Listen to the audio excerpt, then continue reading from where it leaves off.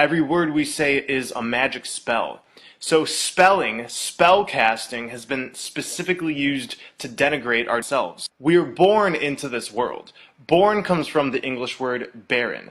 Today's definition of barren is unfruitful, bleak, and lifeless. Our children, as designated by our language, aren't even ours. Parents are a pair who rents. Our governments, especially our courts, don't treat a parent's right to control and direct the upbringing of their child as a fundamental liberty. We're forced from a young age through many types of indoctrination, and our parents are helping in this process. Look at the word childhood. A hood is used to cloak and hide. The etymology of children is chill and dren. Chill means cold.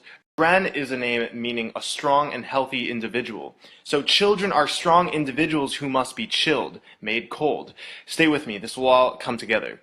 In Ballantyne's 1948 Law Dictionary, the term human being says sea monster. When we see monster, we get the definition, a human being by birth, but in some part resembling a lower animal. In the Oxford New English Dictionary of 1901, a human is defined as belonging or relative to man, as distinguished from God or superhuman beings. So these definitions are telling us we're monsters, and the word live backwards is evil. Our language is telling us we're born as monsters who are bleak and lifeless to a pair who rents us out to the government and other corporations that indoctrinate us. Our childhood is spent under a cloak, and we're evil when we live. Our sentences are made up of words. The word sisters in Greek mythology were fates or witches who controlled the fates of man. Every word we say directly affects our reality and ultimately our fate. The Egyptian deity Thoth is said to have invented language and writing. The original purpose was to use words for magic. The words write and write are pronounced the same. A rite is a ceremony or ritual.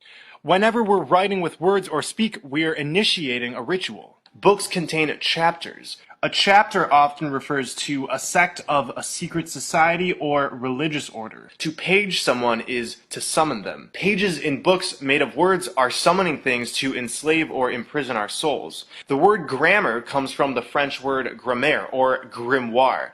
Grimoires were ancient magic books which contained instructions to summon demons. We wake up each morning. A wake is a funeral party held for the dead. At the beginning of each day, we say to each other, "Good morning." Mourning is what you do when you're sad for the loss of someone or something, by calling it a good morning. It's pretty masochistic if you ask me. We then go to work at our occupation. When we occupy something, it can mean being occupied by a military force, like in war. Many occupations are focused on money and the dog-eat-dog mentality. The dollar bill comes first before the environment or even each other. Therefore, we are committing war against each other during each day we work our occupation. We are the military occupiers. An urn is for the ashes of the dead. For the average 9-to-5 worker, it would have to be one of the weekdays in order to earn a living. I agree, you would have to be in a weekdays to earn a living. During the week, we become weaker and weaker until finally it's the weekend, and we have become weakened. Somebody or something who is weakened has no power. And during the weekend, many of us turn to drink alcohol. Alcohol comes from the Arabic word al-kul, which is a body-eating spirit. It's also the source of the word ghoul. We drink booze or booze. Booze are synonymous with spirits who scare you, but what can you expect when you're drinking spirits? Alcohol has always been a medium for entities to flow through, and the effects in part demonstrate this.